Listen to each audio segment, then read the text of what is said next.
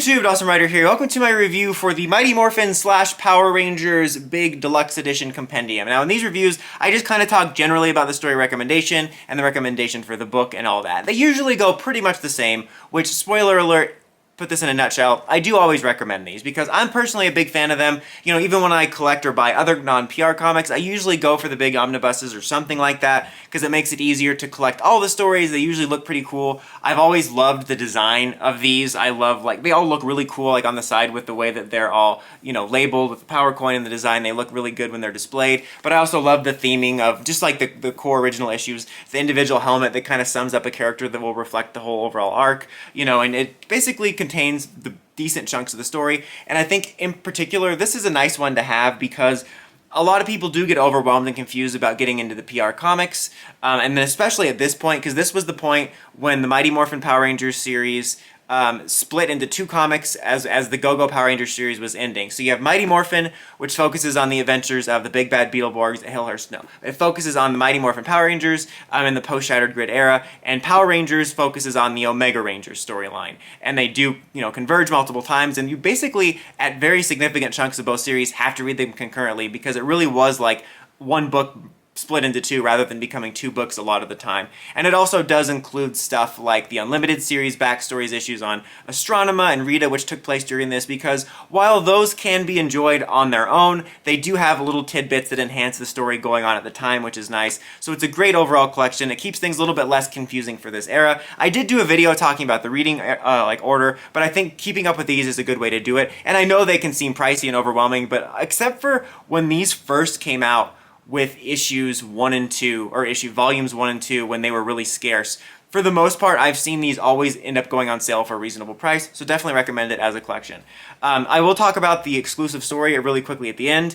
There always is an exclusive story. Spoiler alert, it's a really nice little story, but nothing essential whatsoever to the main story. Some of them have been more essential than others. I think it's actually kind of nice when they're just a nice little enjoyable story and not necessarily essential, because then you don't feel like you're missing out if you don't want to buy this because you've already bought the individual issues digitally or physically, or you bought the softcover ones. So I think that's actually the best way to do it. As much as like someone that buys this wants a worthwhile exclusive story, I think it's a little bit more fair all around to have an entertaining story that's not necessarily essential that you have to track down this whole thing for it.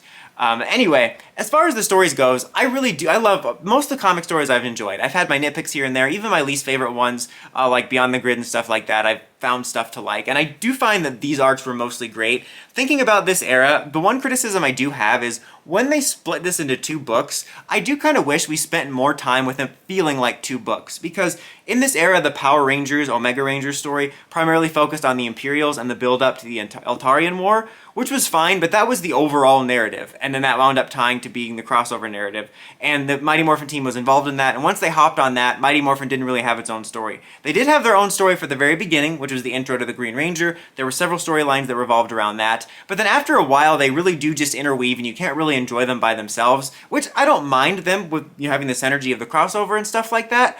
But I do wish that, actually thinking back on this, I wish that this era had lasted a little bit longer and we would have gotten more stories of their teams individually without them immediately crossing over. It felt like we only spent a hot minute where we were having separate storylines where it felt like two individual books.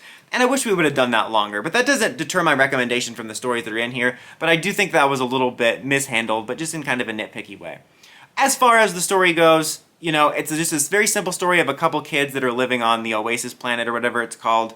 I can't remember, is it called Oasis? Or I'm forgetting the name of the planet they live on, but the planet the Omega Rangers live on where like Morphin Masters installations are. Wait, I can look it up right now in the book, hold on. Safe Haven, I didn't have to look it up. I like looked it up and I like totally pulled a Philip from Double. I was like, Oasis. And they're trying to, like, they're just out playing, and they're trying to find, or they're hoping to stumble upon a Morphin Masters temple, and one of the kids is kind of a mean bully, because they both are like, oh, it'd be so cool to find Power Rangers stuff and become a Power Ranger, and then one of them's like, but you have to be strong and not a little wimp like you, and the other one's like, I'm a wimp, and then the bully kid winds up, like, falling, and the wimp kid doesn't know what to do, and then you have the blue emissary coming to him and just kind of giving him an inspirational little speech where he talks about, you know, Rangers come in all shapes and sizes, and, you know, your inner strength comes from within. And it's very much almost like a cheesy of the week type of message for PR, but written in a less like Barney and Friends way like the show is. You know, it's just a nice little story about the meaning of being a ranger, and there's like a nice little note at the end of like, oh, you know, strength doesn't come from a closed fist,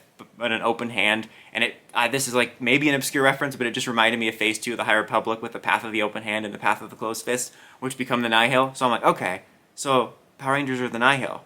Are you saying that there could be some sort of connection between Ben and Glory?